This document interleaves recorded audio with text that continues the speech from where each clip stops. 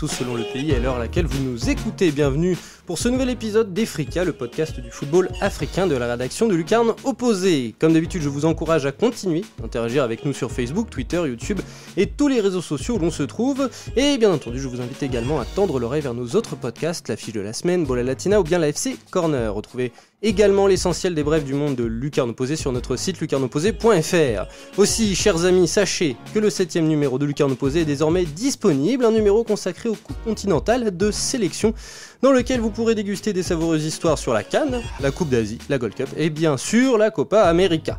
Aujourd'hui, à l'occasion de l'exposition Foot et Monde Arabe à l'Institut du Monde Arabe, je vous le donne en mille, Efrika vous propose un voyage au pays des 1001 ballons. 1001 ballons. Vous voyez la jolie voltige. C'est donc avec un immense plaisir que nous accueillons Madame Aurélie Clemente Ruiz, diplômée de l'école du Louvre, directrice du département des expositions à l'Institut du Monde Arabe, commissaire de l'exposition qui nous intéresse ce jour, et dont le patronyme aurait plutôt tendance à nous évoquer la Copa América à Lucarne Opposée. Comment allez-vous, Aurélie ? Très bien, merci. Vous avez des origines hispaniques, latino ? Mon époux. D'accord, parce que Clemente, ça fait aussi c'est totalement les deux espagnol. Oui, les deux font espagnol. Alors, rappelons d'abord à nos auditeurs que l'exposition Foot et Monde Arabe a ouvert ses portes depuis le 10 avril dernier et qu'elle aura cours jusqu'au 21 juillet à l'Institut du Monde Arabe qui se trouve au 1 rue des Fossés Saint-Bernard dans le 5e arrondissement de Paris. Il est encore temps de vous y ruer, chers amis, j'ai tout bon ? Tout à fait, c'est ça. Bon, c'est parfait. Alors, Aurélie, avant de nous attaquer au football, pourriez-vous nous rappeler d'abord ce qu'est l'Institut du Monde Arabe et aussi de quoi parle-t-on précisément quand on évoque justement le monde arabe ? Alors, l'Institut du Monde Arabe est une institution qui est là justement pour faire découvrir la culture et la civilisation du monde arabe. Et ce qu'on entend par monde arabe, c'est important effectivement de le préciser. En fait, on parle des pays membres de la Ligue arabe, des 21 pays membres de la Ligue arabe. Donc en gros, c'est tous les pays d'Afrique du Nord, du Maroc jusqu'à l'Égypte, des pays qui sont au Proche et Moyen-Orient, donc aussi bien la Jordanie, le Liban, la Syrie, l'Irak, et puis toute la péninsule arabique. Voilà, donc on traite à peu près de cette zone géographique-là dans nos projets. Et donc, on trouvait ça intéressant à travers cette contrainte géographique du monde arabe de raconter un petit peu l'histoire du football dans ces pays-là. Juste pour préciser la chose, au-delà de cette ligue, qu'est-ce qui unit ce monde arabe ? C'est une langue, une religion ? C'est une langue, bien évidemment. C'est la langue arabe qu'on retrouve dans ces pays-là, qui ont des religions différentes, puisqu'il y a aussi bien des musulmans que des chrétiens, que des juifs ou ce qu'on veut en fait. Donc nous, ce qui nous intéresse, c'est de montrer en quoi ces pays qui sont unis effectivement par la langue arabe, avec des dialectes différents, mais qui se retrouvent à travers cet idiome commun, eh bien, comment ça fait sens à un moment donné de parler de culture en commun pour ces différents pays qui ont tous bien évidemment après une histoire et des traditions propres. D'accord, alors vous alliez y venir. Comment du coup le football s'est-il retrouvé invité dans un lieu culturel ?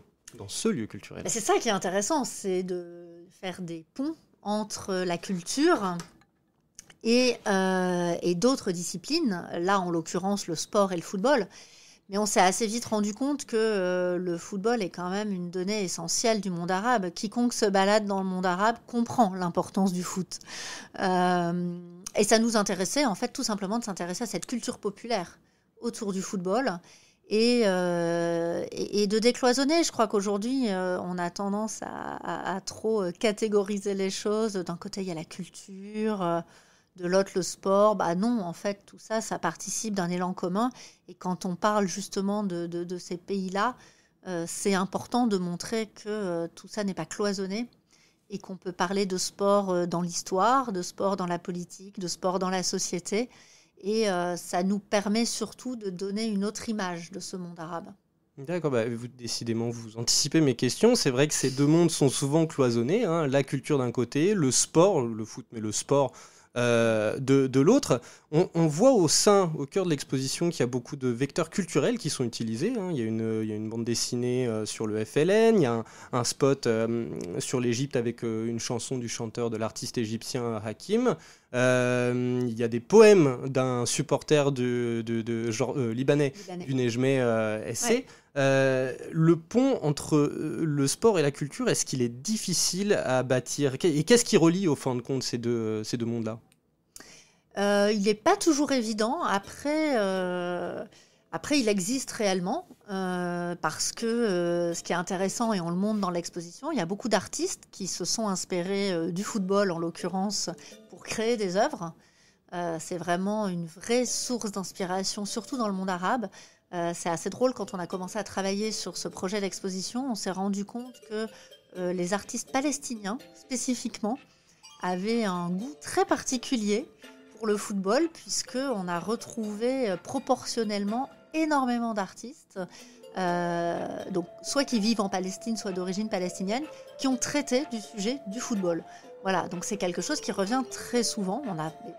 On n'avait jamais noté ça avant parce qu'on ne s'y était pas intéressé, et on s'est dit que c'était révélateur aussi de quelque chose, d'avoir ce sujet-là qui revient systématiquement dans le travail de certains artistes. Et puis, moi, je suis encore une fois pour créer des passerelles dans tout ça. Je trouve ça ridicule d'opposer les catégories.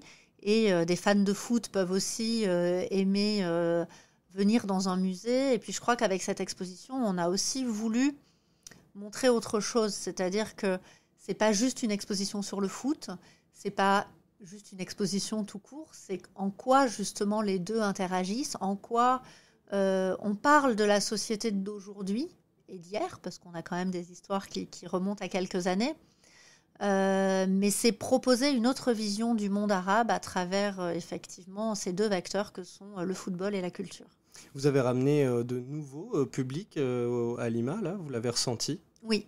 Ouais. Oui, et c'était une des volontés aussi de ce projet, d'arriver à toucher un public plus jeune, plus intéressé par cette dimension footballistique du projet. Parce qu'effectivement, comme dans la plupart des institutions culturelles parisiennes, on a un public assez classique, plutôt âgé, cultivé, on va dire, qui est habitué à faire des expositions. Et là, sur un projet comme ça, on attire beaucoup plus de jeunes. On fait venir aussi des clubs, des associations sportives. On a toute une politique qui est vraiment tournée vers ces jeunes-là qui pratiquent le football. Et à un moment donné, pour nous, c'était très important de leur dire, voilà, vous pratiquez ce sport dans des clubs, venez voir aussi ce que peut être l'histoire de ce sport, ou en quoi il s'inscrit dans le monde arabe, dans une société qui est différente, avec une histoire qui est autre, et essayer justement de les intéresser différemment à une passion qu'ils ont et qu'ils vivent au quotidien. Vous aviez dit lors d'une interview au magazine Le Temps, au journal Le Temps, qu'il était assez difficile de récolter des archives pour ce type d'exposition. Est-ce que c'est dû à la région? Est-ce que c'est dû au sujet? Ou est-ce que c'est dû aux deux? C'est un peu les deux, en fait. C'est-à-dire que pendant très longtemps, on n'a pas considéré que le football devait... mériter en tout cas de conserver des archives. Donc les documents anciens souvent n'existent pas. Donc voilà, effectivement, il y a cette problématique qu'on n'a pas jugé pertinent de conserver des archives sur des questions du football. Donc on a très très peu de traces anciennes finalement des clubs, de toute cette histoire du football dans le monde arabe. Finalement, on est plus passé par des sources telles que la FFF ou la FIFA qui se sont structurées très tôt et donc ont récolté un certain nombre d'archives. Mais quand on s'est tourné vers les clubs dans le monde arabe ou vers les fédérations, parce qu'on a beaucoup travaillé avec les fédérations des différents pays, on s'est rendu compte qu'ils avaient très peu de choses, ou alors que c'était des choses relativement récentes, ou une ou deux coupes anciennes, un peu symboliques, mais finalement pas énormément. Alors certains collectionneurs, heureusement, certains passionnés en fait, ont gardé des documents, des archives, mais c'est vrai que c'est assez rare. D'accord. Parlons un petit peu plus du contenu. Allons sur le contenu de cette exposition. Donc cette expo, elle balaie le monde arabe dans sa grande diversité. Comme on l'a dit tout à l'heure, elle va vraiment du Maghreb au Proche-Orient, au Moyen-Orient et dans les pays du Golfe. Mais on constate, au travers de passages sur l'Arbi Ben Barek, l'équipe du FLN de Mekloufi, ou bien l'icône Zinedine Zidane, qu'il vous a semblé important de rappeler les liens historiques et profonds qui unissent le monde arabe à la France. C'est assez pertinent, mais enfin, on se trompe, on sent qu'il y a quelque chose, une certaine approche derrière. Non, c'était une volonté très claire de relier cette histoire qui existe dans le monde arabe à l'histoire française. D'ailleurs, l'exposition, ce n'est pas le football dans le monde arabe, mais c'est foot et monde arabe, exprès parce qu'on trouvait ça intéressant à un moment donné de présenter une expo à Paris, en France, et d'expliquer en quoi finalement le développement du football dans le monde arabe, il n'est pas du tout étanche au reste du monde. Alors, nous, effectivement, on s'est plutôt centré sur la France parce qu'on est en France. Ah oui, donc, voilà, ça nous paraissait plus logique de montrer finalement que ce football arabe, il a toujours eu des liens avec la France et inversement. Et que c'est pas du tout récent, surtout aujourd'hui quand on entend... on a pu entendre toutes les questions autour de ces joueurs issus de l'immigration, la question de la binationalité. En fait, on se rend compte que c'est des questions très anciennes, que c'est pas du tout nouveau, ces questionnements-là. Et ça, c'est intéressant de remettre ça dans une perspective historique. Quand on a effectivement un joueur comme Larbi Ben Barek, d'origine marocaine, qui vient jouer dans des clubs français, comme l'Olympique de Marseille, qui joue en équipe de France, et qui a toujours une nationalité marocaine, en fait. Ça questionne aussi aujourd'hui sur tout ce qu'on peut entendre sur la binationalité, les joueurs, leur origine. Et oui, ça clairement, ça nous intéressait aussi de creuser ces questions-là. Et ce côté justement, on rappelle le Black Blamber de 98, il y a toute une salle consacrée à ça, vous l'avez dit, Larbin Ben Barek, qui a ces deux nationalités, Mekloufi, qui fait le choix dans les années 60, alors que c'est une des vedettes du championnat de France et de l'AS Saint-Etienne, allez les Verts, c'était complètement subjectif. Et Mekloufi, voilà, qui décide de partir de l'équipe de France et de la France pour porter les couleurs du FLN. C'est même pas encore l'Algérie, hein, donc il y a quelque chose de la lutte. Est-ce que tout cela, ce n'est pas une preuve que le foot pourrait t'aider à ce que la France accepte ses racines arabes ? Oui, bien sûr, ça fait partie aussi de cette histoire commune qu'on a. Et le succès populaire du football, à mon avis, peut aider. Mais on l'a vu en 98, enfin, c'était quand même juste extraordinaire ce qui s'est passé. Au-delà du slogan Black Blamber, c'est qu'effectivement, le fait de dire clairement, d'afficher que tous ces joueurs de différentes origines, pas que arabes en l'occurrence, font pleinement partie de la société française et représentent la France, parce que c'est ça en fait l'équipe de France. Ils sont les porte-voix de la France. C'est un très beau message. On l'a revu en 2018, alors d'une manière différente, avec cette seconde victoire en Coupe du Monde, où là, il n'était plus question du Black Blamber, mais au contraire du tous français, de cette assimilation complète, où on ne fait plus référence aux origines des joueurs, mais uniquement à leur nationalité française et à la République française, qu'on a beaucoup vu et nommé. Ce changement de position en 20 ans, il est aussi très significatif, je trouve. Et ça, en tout cas, oui, c'est un message que l'exposition veut porter très clairement à travers les histoires qu'on raconte. D'accord. Bon, écoutez, l'exposition ne parle pas que du Maghreb. C'était un écueil à éviter. Moi, j'avais un peu peur de ça, à savoir est-ce que vous alliez vraiment trop focaliser sur le Maghreb, non, qui était un écueil français pertinent, mais qu'aurait pu...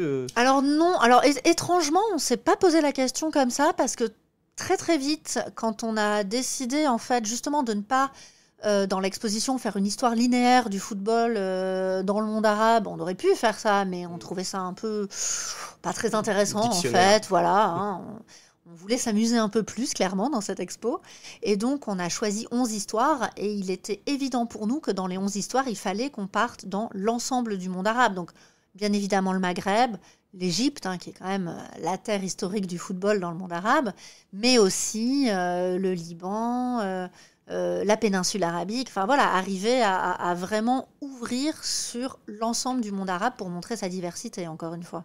Justement, encore une fois, vous me faites la transition.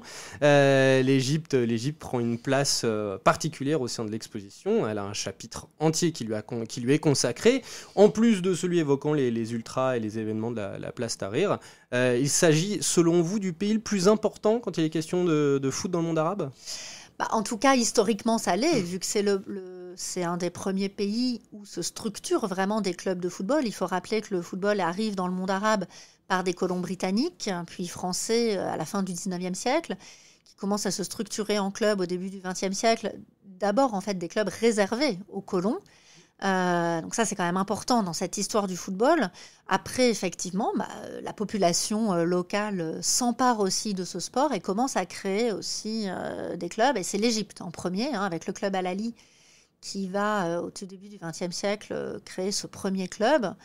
L'Égypte va se structurer très vite, va être reconnue par la FIFA aussi. C'est le premier pays arabe reconnu par la FIFA.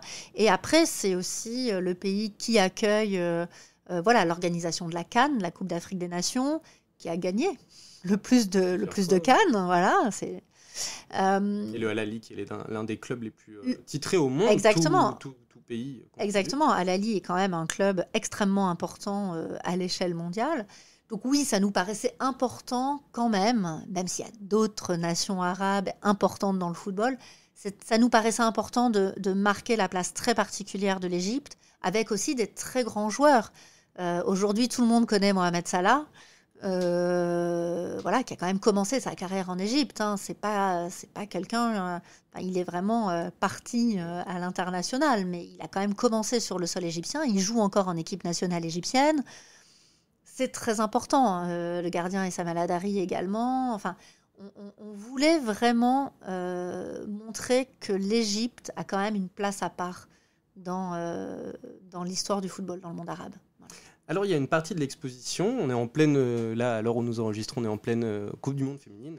Il y a une partie de l'exposition donc, qui est consacrée à l'équipe féminine de Jordanie, qui est pionnière en la matière. Malheureusement, aucune sélection du monde arabe n'est présente à la Coupe du Monde féminine qui se tient donc, en France en ce moment, et aucune n'a même jamais été qualifiée pour la phase finale. Est-ce que le retard du monde arabe sur ce sujet, sur le sujet du monde du foot féminin, est-ce qu'il accuse un retard aussi considérable qu'il n'y paraît ? Oui et non, j'ai envie de dire, effectivement, on regrette beaucoup qu'il n'y ait pas d'équipe arabe sélectionnée cette année pour la Coupe du Monde féminine. Après, j'ai envie de dire, le football féminin dans son ensemble, à l'échelle mondiale en tout cas, on va dire, n'est pas encore au niveau du football masculin. On voit bien qu'il y a encore quand même un peu de travail à faire de ce côté-là, et le monde arabe n'y échappe pas. Donc, effectivement, il y a une différence entre les équipes masculines et féminines. Ce qui nous a intéressé, nous, c'est de parler de l'exemple jordanien, qui est un peu le contre-exemple, puisque finalement, la Jordanie investit sur la formation des jeunes footballeuses dans son pays. Donc il y a des clubs pour les jeunes filles, il y a des entraîneurs qui sont là pour elles, avec les équipements adaptés, ce qui n'est pas le cas dans beaucoup de pays arabes, ce qui n'est pas le cas non plus dans beaucoup de pays à travers le monde finalement. Le monde arabe, malheureusement, n'est pas le seul dans ce cas-là. C'est l'Argentine qui officialisé le foot féminin que seulement depuis un an. On parle de l'Argentine, voilà. C'est la Coupe du Monde. Exactement, donc pour moi, c'est une problématique globale, mondiale, de la visibilité des femmes dans ce sport. Le monde arabe, malheureusement, n'échappe pas à la règle. Effectivement, ce qui est intéressant, c'est de voir qu'aujourd'hui, partout, en fait, dans le monde arabe, il y a des équipes féminines, il y a des femmes qui jouent au football, il y a des femmes qui sont arbitres. Donc il y a une vraie progression de ce côté-là, on avance et c'est une bonne chose. Les choses sont pas simples et pas gagnées. Les stades sont accessibles aux femmes maintenant partout, même en Arabie Saoudite depuis un an. Donc on sent qu'il y a clairement une progression, qu'on va vers un mieux et on peut que s'en réjouir. Maintenant, effectivement, le chemin est encore long. Ça n'a pas été difficile de travailler sur ce sujet-là ou Alors pas du tout, non. Pour le coup, nous, on a traité d'exemple jordanien, donc on a traité directement avec la fédération jordanienne de football féminin, qui était d'ailleurs, ils sont venus à l'inauguration de l'exposition. Ils étaient au contraire très contents qu'on puisse mettre en avant leur investissement dans le football féminin. Je pense que c'est une initiative vraiment à saluer. Mais ça n'a, pour le coup, posé absolument aucun problème de mise en œuvre. Et encore une fois, tout de suite, quand on a choisi les 11 histoires qu'on raconte dans l'exposition, il était évident que l'une de ces histoires devait être consacrée aux femmes. Évidemment. Et en parlant de choix, au travers de l'histoire du club libanais Nejm SC et surtout du chapitre consacré à la sélection palestinienne, l'exposition affiche, en toute objectivité, je le précise, elle affiche les tensions qui opposent le monde arabe à Israël. En parlant de choix, c'est pas un choix difficile à faire. Est-ce que vous avez eu des problèmes en choisissant ces thèmes-là ? Alors non, encore une fois, pas de problème à choisir ces choses-là. Encore une fois, nous, on n'est pas là pour rentrer dans la polémique, mais on raconte des faits. Aujourd'hui, tout le monde s'accorde à dire que pour les Palestiniens, c'est compliqué de jouer au football. Parce que souvent, les équipes ne peuvent pas quitter les territoires palestiniens simplement pour aller affronter d'autres équipes ailleurs. Pour aller d'un territoire palestinien à un autre, c'est compliqué. Pour sortir à l'international, c'est aussi très compliqué. Donc ces problématiques-là, elles sont connues. Alors que la FIFA, pourtant, reconnaît l'équipe nationale palestinienne, eh bien, il y a des vraies difficultés pour simplement avoir des laissez-passer, pouvoir aller jouer ailleurs. Et ça, c'est quelque chose qui est reconnu par tout le monde.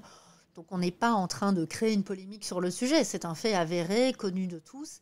Et nous, ça nous paraissait important aussi de parler de cette réalité du monde arabe, où parfois c'est effectivement juste compliqué de jouer. Voilà. D'accord, vous avez reçu, tout s'est bien passé, vous n'avez pas reçu de signes hostiles, mécontentement ? Non. Bon, c'est parfait. Pour rester dans l'actualité, les thèmes un peu délicats, mais vous inquiétez pas, je ne cherche pas la polémique non plus. Est-ce que vous avez envisagé, au cours de l'avancement des événements en Algérie et des multiples articles relatant du rôle des ultras sur le mouvement, d'y consacrer une place dans l'arc de l'exposition sur les ultras, justement ? Est-ce que vous avez envisagé en cours d'exposition de l'intégrer ? C'est toujours compliqué parce qu'une exposition... Celle-ci, on a commencé à travailler plus d'1 an et demi avant, quasiment 2 ans. Donc effectivement, on n'est pas sur la même temporalité que l'actualité. On est sur un temps beaucoup plus long. Mais effectivement, quand on a vu ce qui se passait en Algérie et que les premières contestations sont quand même apparues dans un stade à Alger, que les manifestants reprenaient cet hymne de supporters, la Casa del Mouradia, qu'on entend dans l'exposition. Je précise parce que voilà, on a voulu effectivement faire entendre ce chant justement lié à ces manifestations en Algérie. Après, la difficulté qu'on a en exposition, c'est qu'il faut donner à voir. Et là, on avait peu de matière ou qu'une matière journalistique un peu à chaud. Et qu'on n'avait pas suffisamment de recul aussi pour vraiment intégrer ça. Donc on a juste décidé d'intégrer ce chant de supporters et puis sur un des textes de l'exposition, de juste le mentionner en disant effectivement que suite aux différents printemps arabes, parce que ça a commencé en Tunisie, mais ça a été le cas aussi en Égypte, l'Algérie à son tour finalement, on voyait que... le football et les supporters de football jouaient un rôle très actif dans ces revendications de la population. Donc, voilà. Mais c'est vrai que le médium exposition, j'ai envie de dire, est toujours un peu compliqué pour réagir à chaud sur de l'actualité. D'accord, justement, en parlant de médium et de montrer à voir, question photo, chant, choix, comment s'est fait le choix des références en ce qui concerne quelque chose qui est très visible pour le coup, au niveau des ultras, c'est les événements de Port Saïd. Ouais. En fait, c'est la rencontre avec le photographe Lucas Sola qui a fait toute une série de photos, tout un reportage, qui est allé plusieurs fois en fait. Alors c'est un photographe qui est un peu spécialisé sur le football et sur les ultras, puisqu'il a suivi plusieurs groupes ultras dans le monde arabe, donc en Égypte, mais pas uniquement. Et effectivement, quand on l'a rencontré, qu'on a vu qu'il avait fait tout ce travail autour des événements de Port Saïd, on trouvait ça intéressant en fait de raconter cette histoire absolument tragique que finalement j'ai l'impression peu de gens connaissent en fait. Le massacre quand même de plus d'une centaine de supporters à l'issue d'un match à Port Saïd contre une équipe du Caire. Et cette dimension photographique qu'il amène, c'est-à-dire ce regard distancié d'un artiste photographe aussi, permettait de traiter ce sujet à la fois avec une distance, avec un regard posé et de pouvoir un peu l'analyser aussi. Voilà, de pas, encore une fois, on n'est pas dans une approche journalistique, on est vraiment dans une exposition, donc on essaie aussi d'extraire quelque chose de tout ça pour le recontextualiser. D'accord. Les pays du Golfe sont avant tout représentés par le football qatari et l'horizon de la Coupe du Monde 2022, même si on retrouve également des maillots saoudiens et koweïtiens, il me semble. Pourquoi justement ne pas être plus rentré dans le détail de cette région, cantonné un petit peu au Qatar, notamment par exemple pour l'Arabie Saoudite qui compte 5 qualifications. Quel pays du Golfe, enfin pays arabe à avoir le plus, je pense, pas dire de bêtises, avec des pays du Maghreb, mais là, je crois pas que je dise bêtises, 5 participations à une Coupe du Monde et un 8e de finale. Si c'est pas la plus, c'est au moins une de celles qui a le plus participé. Pourquoi ne pas être plus rentré dans le détail dans les pays du Golfe ? Après, effectivement, ça, c'est des choix d'équilibre dans l'exposition où il fallait qu'on puisse aussi raconter un peu ce qui se passe dans l'ensemble du monde arabe. Donc, il a fallu faire des choix. Et il nous a paru plus pertinent de traiter de la question du Qatar parce qu'aujourd'hui, dans l'imaginaire collectif, quand on pense football et monde arabe, finalement, une des premières choses qui vient en tête d'absolument tout le monde, c'est le Qatar. Donc, on voulait vraiment aborder cette question de la Coupe du Monde en 2022 au Qatar, parce que justement, il y a eu beaucoup de polémiques autour de l'attribution de cette Coupe du Monde, et qu'on voulait, encore une fois, remettre en perspective tout ça. Donc, on la présente à la fois à travers les maquettes des stades qui sont en construction actuellement au Qatar. Rappeler que c'est quand même la première fois qu'un pays arabe va accueillir une Coupe du Monde. Donc ça, c'est quand même quelque chose d'extrêmement fort, que le Maroc a essayé très nombreuses fois de l'accueillir et que ça n'a jamais... ils n'ont jamais réussi, malheureusement. Et qu'en fait, la seule année où le Maroc n'a pas proposé sa candidature, c'est le Qatar qui l'a eu. Ironie de l'histoire. Mais en tout cas, il y a quand même un vrai sujet là-dessus. C'est important à un moment donné de dire que le monde arabe va aussi accueillir cette Coupe du Monde. Et on a alors là un peu réagi à l'actualité, puisque le Qatar ayant gagné la dernière Coupe d'Asie en février dernier, on trouvait ça intéressant du coup. Donc ça, c'est un élément qu'on a rajouté un peu, j'ai envie de dire, au dernier moment dans l'exposition. On trouvait ça intéressant de montrer des images justement de cette victoire de l'équipe qatari face au Japon à la Coupe d'Asie, puisque c'est la première fois en fait que l'équipe du Qatar gagne une grande compétition internationale contre les Japonais, qui étaient plutôt favoris. Aux Émirats Arabes Unis. Aux Émirats Arabes Unis. Copains avec les Qataris. C'est le moins qu'on puisse dire, puisque les matchs se sont déroulés dans des ambiances très difficiles pour les Qataris, soyons clairs. Encore une fois, sans prendre parti, il est évident que quand une équipe se prend des chaussures sur la tête à la fin d'un match, c'est quand même pas très sympathique. Donc, dans une ambiance très compliquée, politiquement très tendue, et le Qatar, pour la première fois, gagne une compétition internationale. Donc, on verra ce que ça donne par la suite. Mais en tout cas, ça questionne aussi sur le positionnement du Qatar dans cette planète foot, aussi bien par l'organisation de cette Coupe du Monde, mais aussi sur le terrain. Et ça, c'est complètement nouveau. Et ça, personne ne l'attendait, je pense, cette victoire du Qatar. Donc, c'est intéressant aussi de questionner sur comment ce petit pays, finalement, que personne ne connaissait, ou presque il y a 30 ans, se positionne il y a 10 ans. Voilà, c'est ça. Se positionne aussi sur ce marché mondial du football, à la fois en rachetant des clubs, comme le PSG, à la fois en organisant la Coupe du Monde et en commençant à gagner des compétitions internationales parce qu'ils ont investi dans des clubs, voilà, exactement, dans les formations, les entraîneurs. Donc voilà, tout ça, c'est effectivement un investissement sur du long terme qui aujourd'hui commence à porter ses fruits. Donc c'est intéressant encore une fois de remettre tout ça en perspective pour comprendre de façon plus globale l'intérêt d'un pays comme le Qatar à investir dans le football. D'accord. Il n'y a pas eu de jaloux, le fait de parler que du Qatar pour les pays du Golfe, justement, comme on sait que c'est un peu compliqué, c'est un peu conflictuel non, dans la en région. tout cas, non, parce qu'on a essayé dans d'autres parties d'équilibrer. Vous le disiez, voilà, on a aussi un maillot de l'Arabie Saoudite, un très beau maillot des années 70 de l'Arabie Saoudite qui est absolument magnifique. Celui des dernières Coupes du Monde. Il y a les 4 nations arabes. Voilà, exactement. On a des pièces plus récentes d'Arabie Saoudite de la dernière Coupe du Monde. Donc, on a essayé. On ne pouvait pas avoir une partie par pays parce que ça ne faisait pas sens. Ce n'était pas ça l'idée de l'exposition. On n'a pas vocation à être exhaustif. Et puis, chaque pays a une histoire très différente avec le football.